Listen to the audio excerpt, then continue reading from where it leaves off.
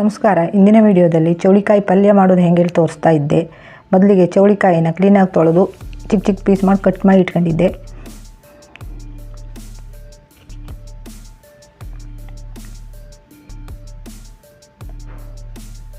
ಈಗ ಪಲ್ಯ ಮಾಡಿದ್ರೆ ಒಂದು ಬಾಣಲಿಗೆ 1 ಟೇಬಲ್ ಸ್ಪೂನ್ ಅಷ್ಟು ಎಣ್ಣೆ ಹಾಕಿದೆ. ತೆಂಗಿನೆಣ್ಣೆನ ಯೂಸ್ ಮಾಡೋದು. ತೆಂಗಿನೆಣ್ಣೆ ಬಿಸಿ ಆದಮೇಲೆ ಸಾಸಿವೆ ಕಾಳು ಚಟಪಟ ಗುಟ್ಟಿದ ಮೇಲೆ ಉದ್ದಿನಬೇಳೆ,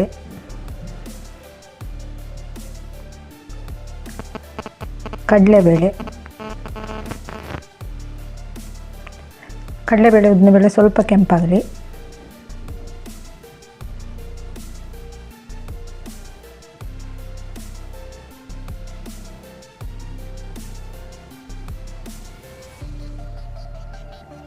ಖಾರಕ್ಕೆ ಒಣಮೆಣಸಿನಕಾಯಿ, ಹಸಿಮೆಣಸು ಬೇಕಾದರೂ ಯೂಸ್ ಮಾಡಬೇಕು. ಮತ್ತು ಬೆಳ್ಳುಳ್ಳಿ, ಈರುಳ್ಳಿ ಬೇಕಾದರೂ ಹಾಕ್ಬೇಕು.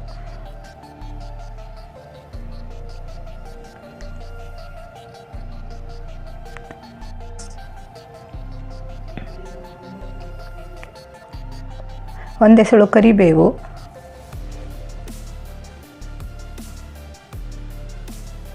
ಚಿಟಿಕೆ ಇಂಗು,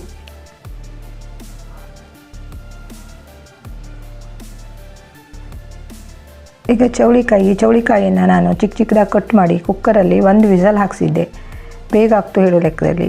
ಡೈರೆಕ್ಟ್ ಮಾಡಿದ್ರೆ ಹೆಚ್ಚು ಹೊತ್ತಬೇಕಾಗ್ತು. ಈಗ ಚೌಳಿಕಾಯಿ ಬೇಯಿಸಿಟ್ಕೊಂಡದ್ದು ಹಾಕ್ತಾ ಇದ್ದೆ. ಮತ್ತು ತೆಂಗಿನಕಾಯಿ ತುರಿ,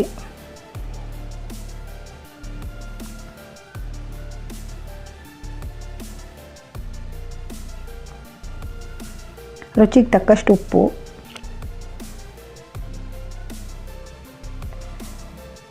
ನೀವು ಮನೆಯಲ್ಲಿ ಒಮ್ಮೆ ಟ್ರೈ ಮಾಡಿ. ಅರಿಶಿಣ ಇಷ್ಟು ಹಾಕಿ ಮಿಕ್ಸ್ ಮಾಡಿದ್ರೆ ಆಯ್ತು. ಮಿಕ್ಸ್ ಮಾಡಿ ಗ್ಯಾಸ್ ಮೇಲೆ ಒಂದು 5 ನಿಮಿಷ ಇಟ್ಟರೆ ರುಚಿಯಾದ ಚೌಳಿಕಾಯಿ ಪಲ್ಯ ರೆಡಿ ಆಗ್ತು. ಮನೆಯಲ್ಲೊಮ್ಮೆ ಟ್ರೈ ಮಾಡಿ ಹೇಗಾಯಿತು ಹೇಳಿ.